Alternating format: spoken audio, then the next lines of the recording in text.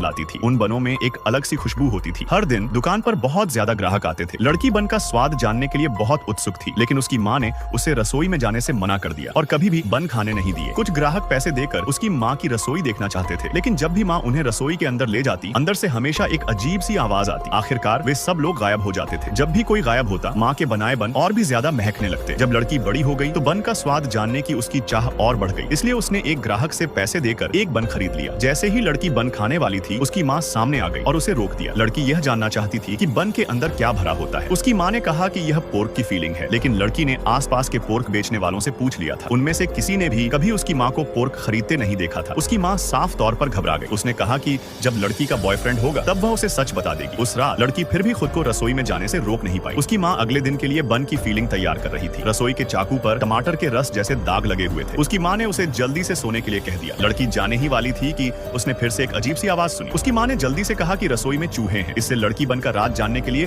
और भी बेचैन हो गई। अगले दिन लड़की ने पैसे देकर एक बॉयफ्रेंड रखा। जब उसकी माँ ने उसे देखा तो उसके चेहरे पर अचानक एक अजीब सी मुस्कान आ गई। खाने के दौरान उसकी माँ ने अपने खास बन बनाए। लड़की को बहुत उलझन हो रही थी, क्योंकि उसकी माँ ने कहा था कि ये बन सिर्फ बाहर वालों के लिए होते हैं। उस वक्त माँ ने कुछ भी नहीं बताया। उसने लड़की के लिए एक ड्रिंक डाली। जैसे ही लड़की ने वह ड्रिंक पी, उसे चक्कर आने लगे। थोड़ी ही देर में लड़की मेज पर गिर पड़ी। उसी वक्त उसकी माँ ने लड़की के बॉयफ्रेंड को रसोई दिखाने के लिए बुला लिया। बॉयफ्रेंड बिना सोचे समझे मान गया। जब लड़की को होश आया तो उसे आसपास कोई भी नहीं दिखा, लेकिन रसोई से कुछ आवाजें आ रही थी। जब वह रसोई के अंदर गई तो सामने का मंजर देखकर वह पूरी तरह से सन्न रह गई।